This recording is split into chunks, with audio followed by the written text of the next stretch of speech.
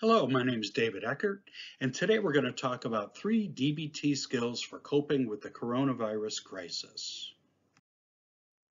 A little bit about me.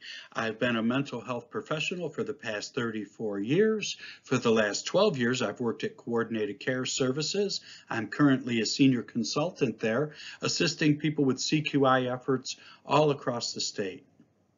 For 22 years prior to that, I was a practicing mental health clinician who spent 10 years managing clinics, and the whole time I was active as a therapist working with groups, individuals, families, couples, etc. And within that experience, I did quite a large number of DBT groups. So we're going to talk about some DBT skills today and what is DBT. And these skills are very helpful for coping with any situation, including this current coronavirus crisis. So the first skill is STOP, and that's an acronym for a distress tolerance tool we'll talk about in a minute. The second skill is radical acceptance, and we'll talk about what it means to accept things that seem very difficult to accept. And the third skill involves the body and the mind, and it's about relaxation and rethinking. So what is DBT? Dialectical behavioral therapy.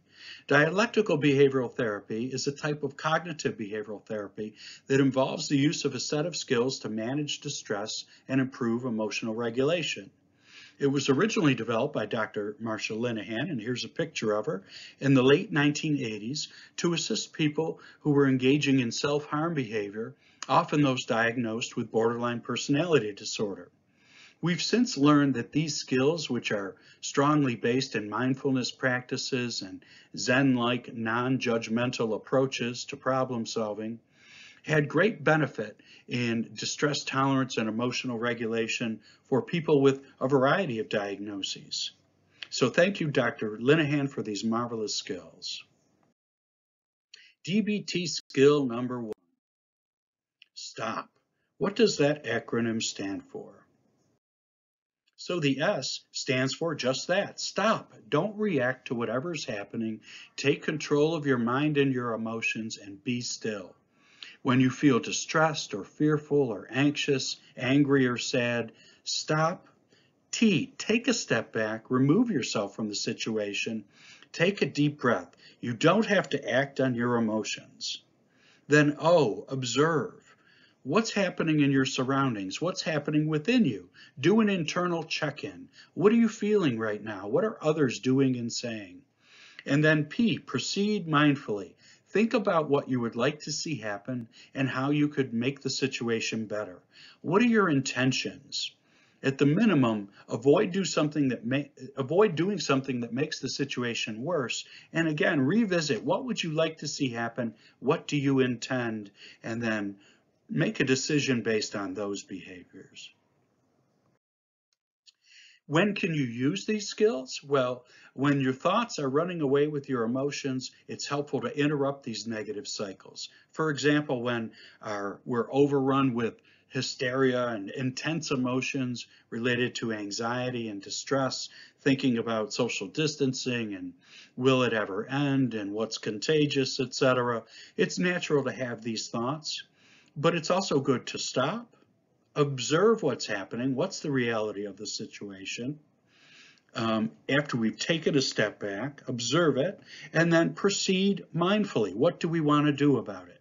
With insomnia, when thoughts keep us up at night, we S, stop, take a step back, pause for a second, observe what's happening.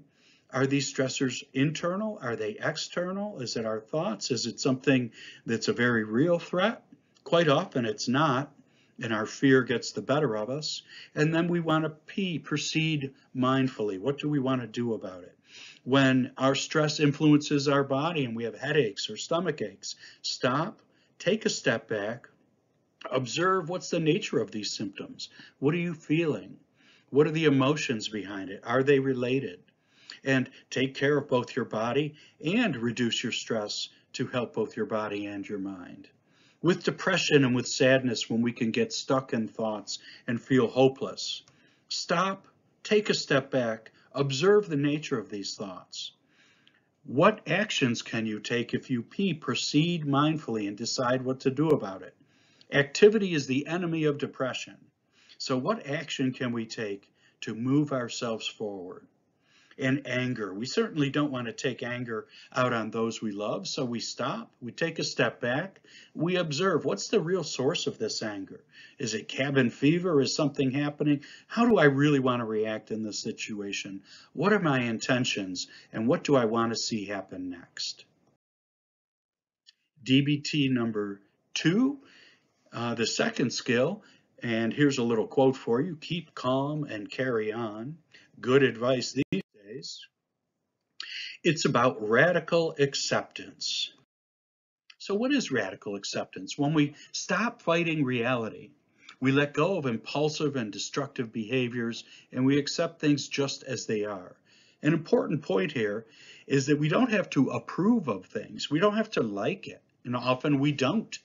But we can accept that it is what it is and we can't change it. And it's this acceptance that allows us to choose action over suffering. When we're not stuck in those emotions for things we can't do anything about, then we can decide what we want to do about the problem. What is that area we can take control over, and what can we do next? An example of radical acceptance is one of my heroes here, Nelson Mandela. After being imprisoned 27 years by the South African government unjustly, for fighting apartheid, he was finally released and then was running for president of that country, which he eventually won. And they asked him, how can you represent a country that imprisoned you? Some of these folks imprisoned you wrongly for what would be a third of a lifetime. And he said, resentment is like drinking poison and then hoping it will kill your enemies, noting that these negative emotions really only play themselves out on ourselves. They don't impact others. So letting go of them gives us the chance to do something about them, to take control over them. Certainly not easy, but given the example of Nelson Mandela in our own situations, I think we can apply this thought process.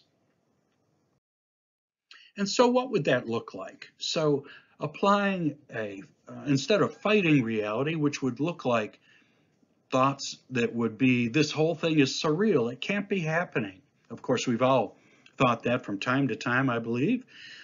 How do we get anything done with this social distancing going on?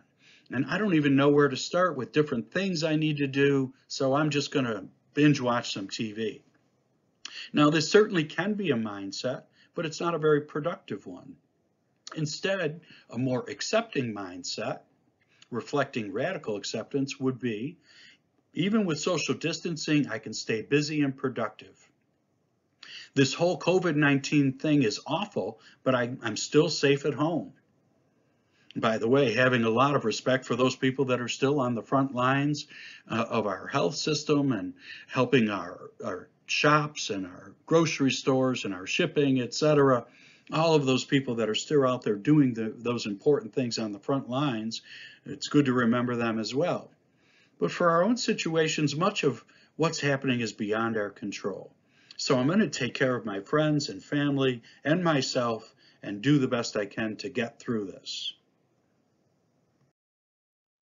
One thing that would be difficult to accept, though, is if the basics like food, clothing, and shelter are not available. Radical acceptance is for when things feel life-threatening, but they're really not. Of course, if there are basic needs that are not met, go to the resources in your area. There's been a lot of good activity around getting these needs met. DBT skill number 3. Here's another quote for you. 3 things cannot be hidden: the sun, the moon, and the truth. So this one is about relaxation and rethinking. And the first part of this is about progressive relaxation. And the way this works is we go through a full body relaxation exercise that starts with our fingertips, goes through our hands, down our wrists, up our arms, through our neck and head and torso. And the process is to start with tensing, like we tense up our hands into fists, and then we inhale. And then exhale while we let that tension go. And it's the progressive tensing and relaxing from our hands, through our arms, through our biceps, shoulder, neck, head, torso. That progressive tensing and relaxing and letting go is a process, and it takes a little while. But through the end of it, we'll have let the stress go from one end of us to the other. And this also improves as you try it from day to day. So here's a clip I've included here of a progressive muscle relaxation exercise. It takes about 6.5 minutes, and it runs all the way through your wrists, arms, legs, shoulders, etc., out your feet and your toes. So it will cover your whole body, and I strongly recommend you give it a try. Rethinking is the next part of this. After we've got our body involved in relaxing, now we want to turn our mind toward acceptance and look for what the moment might have to offer. What is possible? What are the opportunities? What is the next step we can take on this path in life toward the things we want to see happen? So this is a good exercise to go through once a day to progressively relax your body and then turn your mind toward the future you want to see for yourself. Often we're going to feel like it's a struggle, that we're pushing that ball up the hill and it keeps wanting to roll back down, because these things do take time. And what it takes is going over it again and again. Using these 3 skills to stop, take a step back, observe, and proceed mindfully. To radically accept the situation we're in. We don't have to like it, but it is what it is. And then relaxation and rethinking. Once a day, at least, go through a process where we've got progressive muscle relaxation from our hands to our toes and everything in between. And then we're rethinking, reorienting our minds toward the kind of day we want to have. And with anything, it will improve with practice. Practice, practice, practice. So I hope you use these skills in good health. We thank our friends at the Community Technical Assistance Center, CTAC, for the opportunity to provide you with this video. Take care, and we wish you well.